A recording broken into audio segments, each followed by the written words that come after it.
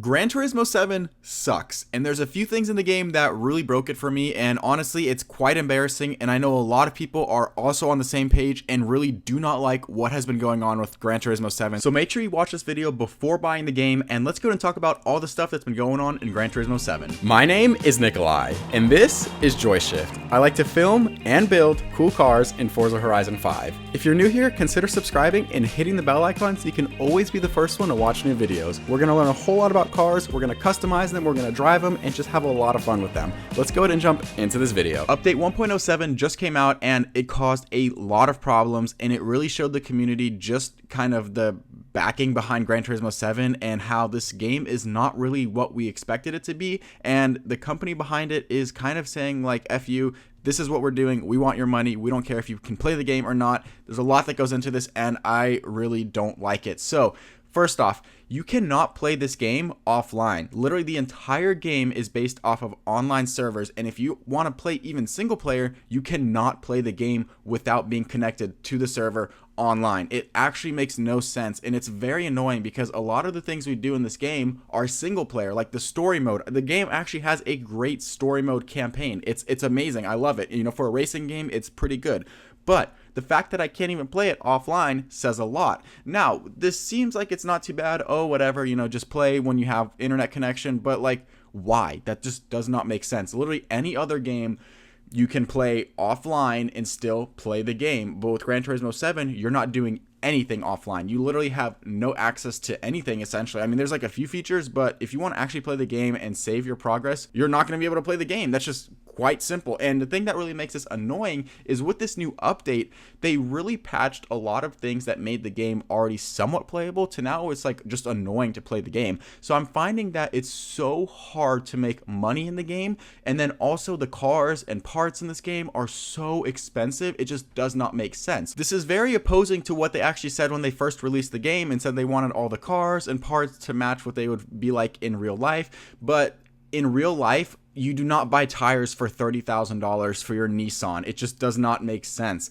Like, you're getting 30, I mean, like, even like on a Suzuki, like, little car, like, it's just like a front wheel drive car, you can get like $20,000 tires. It just does not make sense. Like, in real life, those tires would be like $500. I don't understand why they had to do this. And then also, like, it would be fine if it was relative to how much money you could make. So if you could play the game and make a lot of money, then you can spend a lot of money. But you literally, like, they've nerfed so much with this update that it's actually almost unplayable now, because I feel like I have to grind out the same races and just keep going back and forth and redoing the same races back and forth.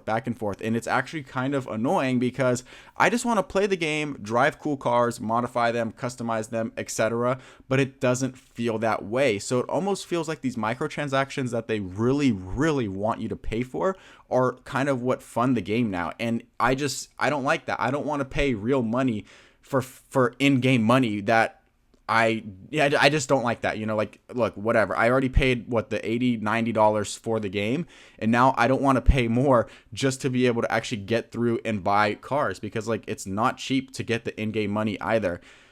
So it's quite annoying, and let's just move away from that. Now, the next thing that kind of makes this almost unplayable to me is the camera movements. I just absolutely hate. In Gran Turismo Sport, it was like this as well, but I was hoping they would get rid of them and, you know, actually fix it for Gran Turismo 7, but that's not the case.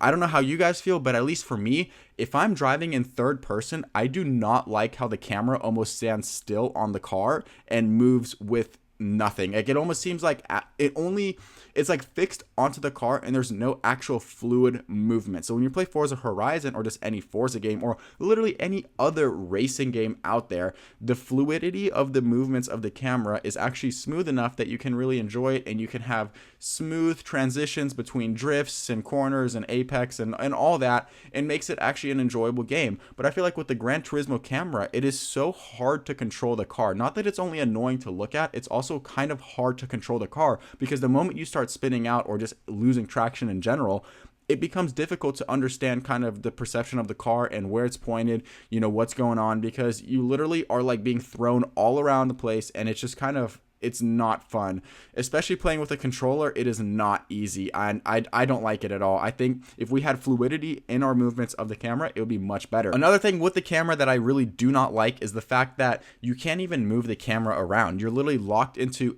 either a rear view camera or a front view camera, so you can only see the front or back. You cannot see the side. You cannot move 360.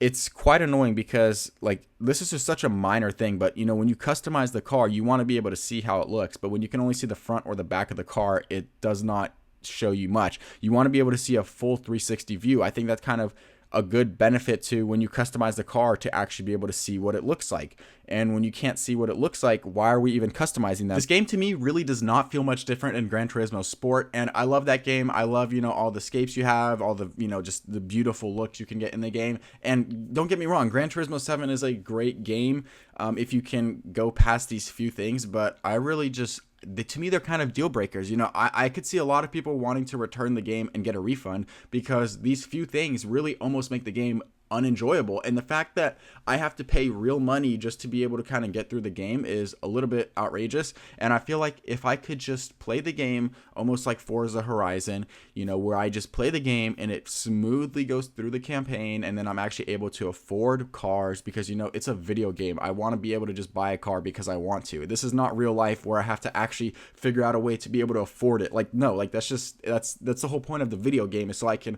play and enjoy things that I might not be able to enjoy in real life just because of how expensive they are. But now they're so expensive in the game that I can't even enjoy them in the game. So I don't know. I'm not really enjoying it too much. But let me know, what do you guys think of Gran Turismo 7? Maybe I'm just looking at this from a different perspective, and you guys can enlighten me and show me just how good this game is. But, you know, just playing it here, I really just don't enjoy it that much. And I think Gran Turismo 7 really does suck. But, like, I mean, like I said, like, if you can go through these things and just kind of ignore them, then it's really not that bad of a game, and it's pretty fun. But other than that, if you did enjoy the video, please do make sure to like, comment, and subscribe. We'll see you in the next one.